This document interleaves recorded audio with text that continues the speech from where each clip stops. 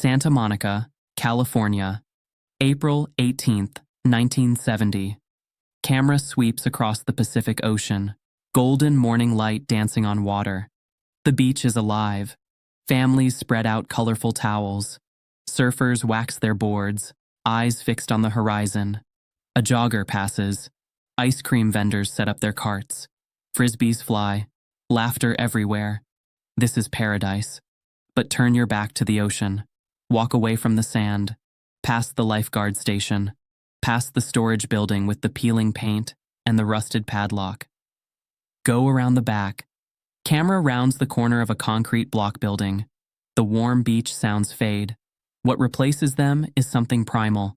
The clang of iron, the grunt of effort, the scrape of steel on cracked concrete. Here. This is where the other world begins. We see the training area for the first time. It is not beautiful. It is not official. There is no sign above the door, no membership card, no registration form. The concrete pad is cracked and stained. Rust-colored rings where atlas stones have sat for years. White chalk dust settling into every crevice like snow. Old truck tires are stacked against the wall like black rubber mountains. Steel bars lean against a wooden platform that someone built by hand. Heavy chains are coiled on the ground like sleeping serpents. No one gave these men permission to be here. No one gave them this space. They simply showed up one day, brought their equipment, and never left. And no one, not the city, not the parks department, not a single passing stranger, ever told them to go. Because when you look at the men who train here, you don't say, "Excuse me, you can't be here." You say nothing. You walk away. Camera focuses on a figure at the far end of the concrete pad. His back is turned. He is doing nothing right now, just standing, hands on hips, staring at an atlas stone the size of a small boulder. The stone weighs 280 pounds. He is measuring it, reading it, like a chess player studying the board. His name is Magnus Sensen. He turns around. Camera holds on his face, square jaw, blue eyes, pale, almost gray, the color of ice over deep water, a beard that has not been trimmed in weeks, sweat already pouring down his temples even though he has barely started. 35 years old, born in Gothenburg, Sweden, arrived in America 5 years ago with $30, a duffel bag, and a set of calluses on his hands that told the whole story of where he came from. Slow pan down his body, not in an exploitative way, but the way a camera documents something remarkable.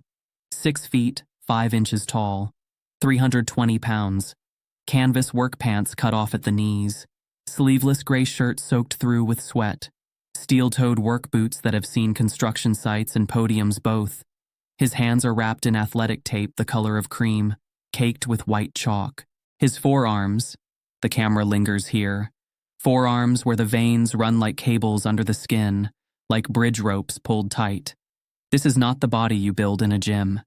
You do not get forearms like these from doing bicep curls in front of a mirror. You get forearms like these from 10 years of hammering, hauling, lifting, pulling, carrying, real work on real things that weigh real weight.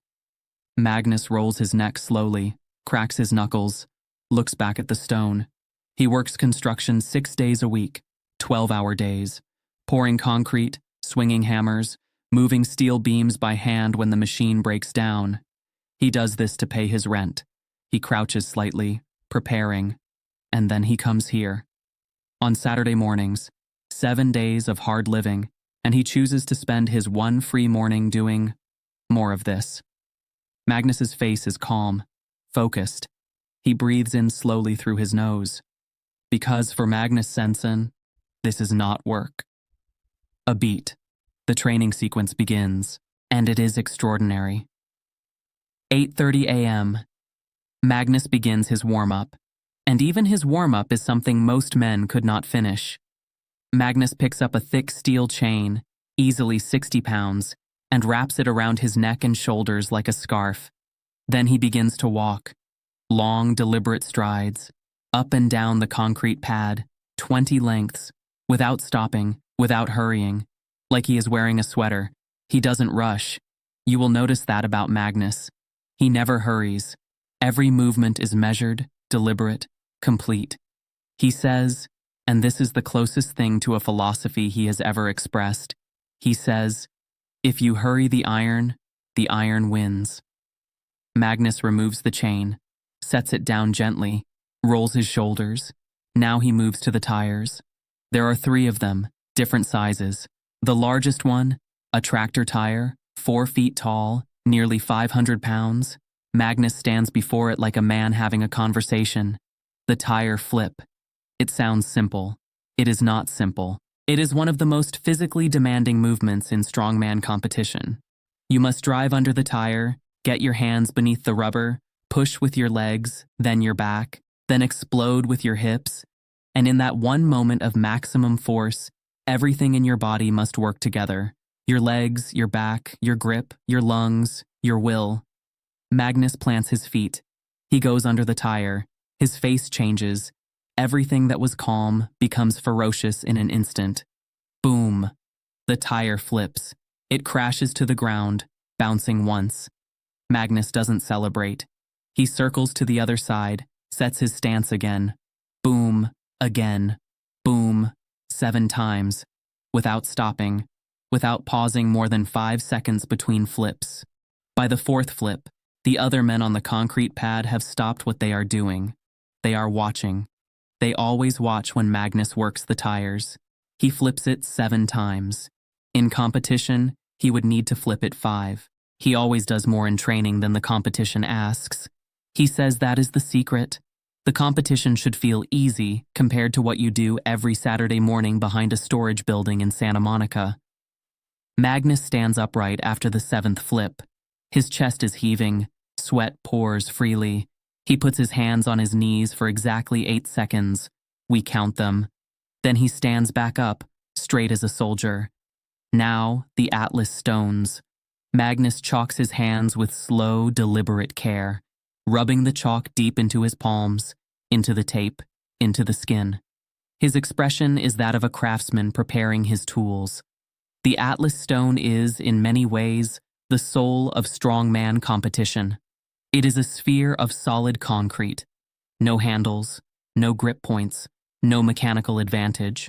You must embrace it, literally embrace it.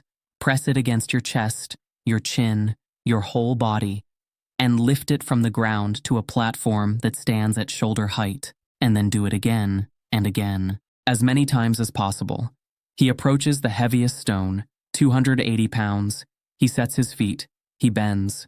The moment of contact, when Magnus's arms wrap around the stone, you can hear the audience's breath catch, grunt. His face goes crimson. The stone rises, slowly, impossibly, 6 inches, a foot. His legs are shaking. His back is a wall of muscle under the soaked gray shirt. The stone reaches the platform. Magnus releases it.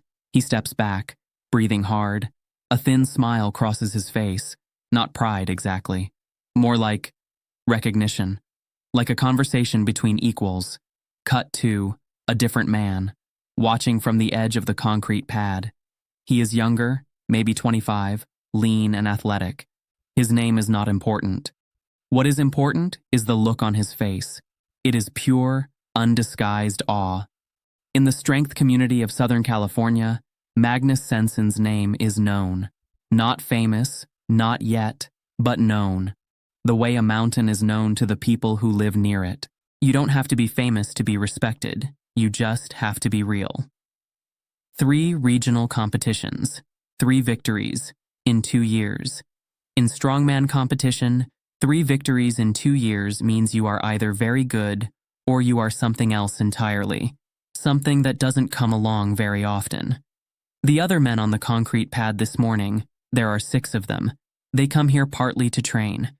But if they are honest with themselves, and strong men usually are honest, they also come here to see Magnus, to watch how he moves, how he breathes, how he prepares, hoping that something of it will transfer to them by proximity. It won't, of course. What Magnus has cannot be transferred. It can only be built year by year, stone by stone, tire by tire. But they watch anyway. Magnus does not acknowledge the attention. He never does. He is already moving to the next station, a thick steel bar loaded with iron plates for a deadlift. He studies the weight, adjusts it, adds more. He came to America without speaking English. He learned it on construction sites, from his foreman, from the radio in the truck, from the other workers who laughed at his accent and liked him anyway. He still speaks with the accent. Heavy, musical, each word placed like a stone. In Sweden, Magnus once told someone at a competition, we have a word, lagom. It means just enough, not too much, not too little, just right. He paused. I do not like that word. The final exercise of the morning, the one everyone has been waiting for. Magnus attaches 2 thick chains to the back bumper of a parked pickup truck.